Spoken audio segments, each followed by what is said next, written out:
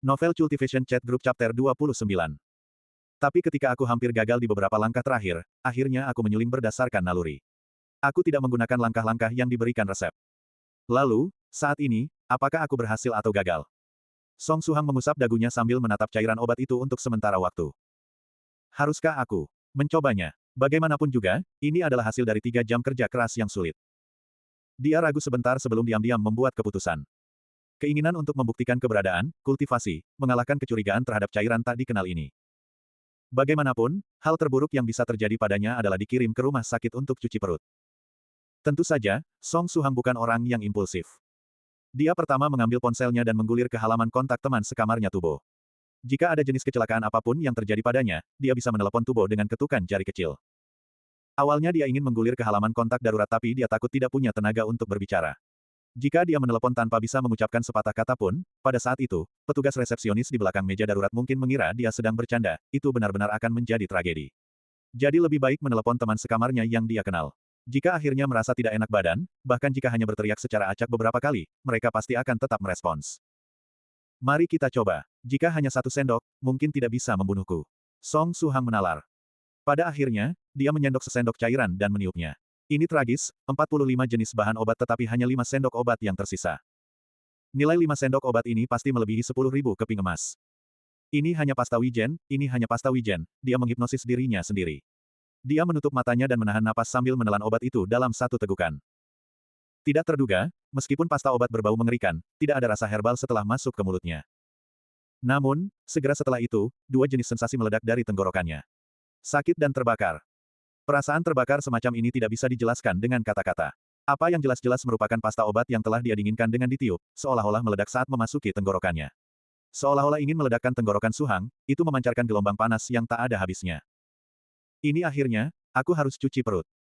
Suhang memegangi tenggorokannya dengan satu tangan dan menggerakkan tangan lainnya ke tombol panggil di ponselnya, bersiap untuk menelepon Tubo. Tapi sebelum dia bahkan menggerakkan jarinya, sensasi terbakar di tenggorokannya sudah hilang. Tepatnya, cairan obat yang eksplosif telah larut menjadi panas hangat. Cairan mengalir dari tenggorokannya ke perutnya. Sensasi hangat di perutnya begitu nyaman sampai membuatnya ingin mengerang dalam kebahagiaan. Tapi bukankah akan menjijikkan jika pria dewasa mengerang? Dia dengan paksa menekan keinginan itu. Belum berakhir. Ledakan panas ini berpusat di sekitar perut Suhang dan mulai menyebar melalui sarafnya, bercabang ke seluruh tubuhnya. Apa yang awalnya perasaan nyaman di perutnya sekarang menyelimuti seluruh tubuhnya, membuatnya merasa sangat nyaman. Suhang tidak bisa menahannya lagi dan dia akhirnya membuka mulutnya untuk mengeluarkan erangan. Itu benar-benar terlalu nyaman. Dia tidak bisa menahannya. Tapi ketika dia membuka mulutnya, dia merasa seolah-olah mulutnya telah disumbat.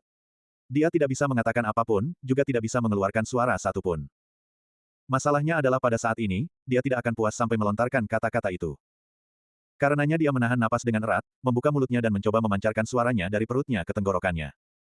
Dia menahan dan menahan, untuk waktu yang cukup lama. Berurap. Itu suara yang sangat keras. Sayangnya itu bukan berasal dari mulutnya melainkan dari pantatnya. Setelah mengeluarkan begitu banyak tenaga, dia hanya bisa mengeluarkan kentut. Hal baiknya adalah karena tubuh bagian bawahnya tidak lagi tersumbat, tubuh bagian atasnya juga membersihkan diri. Song Suhang membuka mulutnya dan mengeluarkan sendawa besar.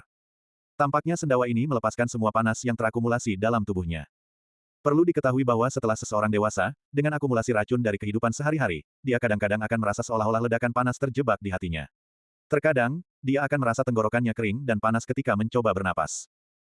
Tapi saat ini, setelah Suhang melepaskan sendawa itu, dia merasa seolah-olah semua organ internalnya telah melalui pembersihan. Dia merasa segar dan sangat bahagia. Setiap napas yang dia ambil terasa seperti dia berada di tengah hutan pada fajar, dengan udara sejuk memasuki hidungnya dan ke paru-parunya. Dengan sendawa ini, efek obat dalam tubuhnya meledak sepenuhnya. Itu membuat jalan ke setiap bagian tubuhnya, energi mengalir melaluinya tanpa henti. Efek obat masih meledak, dan meledak. Seluruh tubuh Suhang mulai gatal, dan kelelahan yang disebabkan oleh berjam-jam menyuling obat telah lama hilang. Bodi tempering liquid itu nyata. Song Suhang telah mengonfirmasi bahwa cairan obat hitam yang baru saja dia telan itu tanpa keraguan adalah bodi tempering liquid asli. Energi dalam tubuhnya masih penuh, panas itu masih meledak dan mengisi tubuhnya, sampai-sampai meluap begitu banyak sehingga Suhang merasa akan meledak. Pada saat ini, Song Suhang tiba-tiba mendapat pencerahan. Dia ingat bahwa dalam novel Xianxia, ketika MC memakan obat dewa dia akan memiliki satu set jurus tinju atau sesuatu untuk membantunya mencerna kekuatan obat. Tapi dia tidak tahu jurus tinju apapun. Meskipun dia belajar sedikit tai chi dari guru yang bosan ketika di sekolah dasar, yang bisa Suhang ingat samar-samar hanyalah, satu semangka besar, potong menjadi 2, setengah untukmu dan setengah untukku. Selain itu, Dia sangat skeptis dengan versi Tai Chi yang diajarkan oleh guru sekolah dasar yang mengajar matematika dan pendidikan jasmani itu. Mungkin itu adalah versi Tai Chi palsu dari rumah penerbit XX.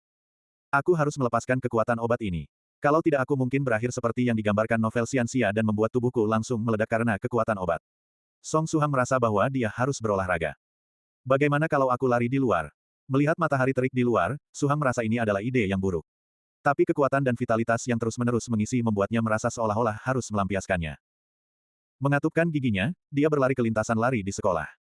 Lari dan lari, sepanjang jalan kecepatan Suhang terus meningkat.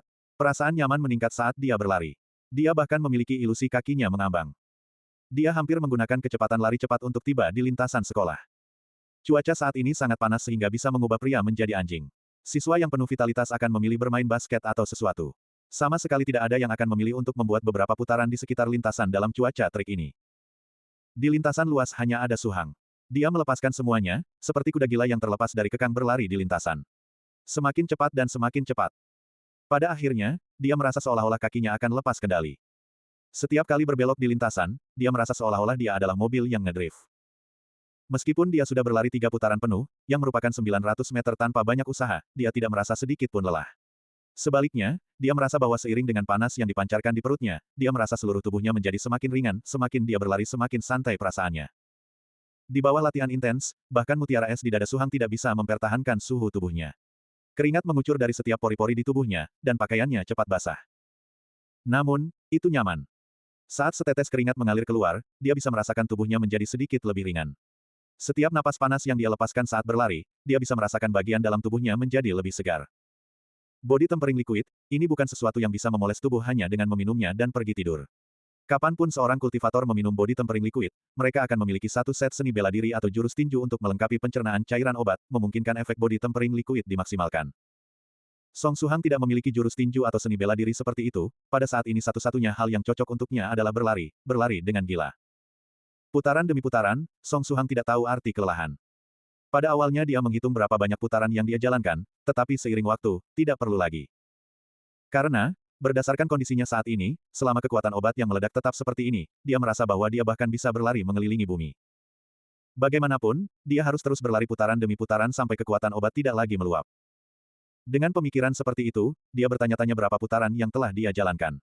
30 putaran, 40 putaran, mungkin lebih. Song Suhang akhirnya berhenti. Bahkan setelah berlari begitu lama dengan kecepatan lari cepat, pernapasannya masih seragam, tanpa sedikit pun tanda kelelahan. Untungnya, kekuatan obat yang terus mengalir dalam tubuhnya telah tenang. Sisa-sisa kekuatan obat tinggal di perut bagian bawah Song Suhang, dan mulai memperkuat tubuhnya dengan cara yang lembut. Pakaiannya benar-benar basah, Suhang dengan terus terang melepas kemejanya yang lengket dan memegangnya di tangannya.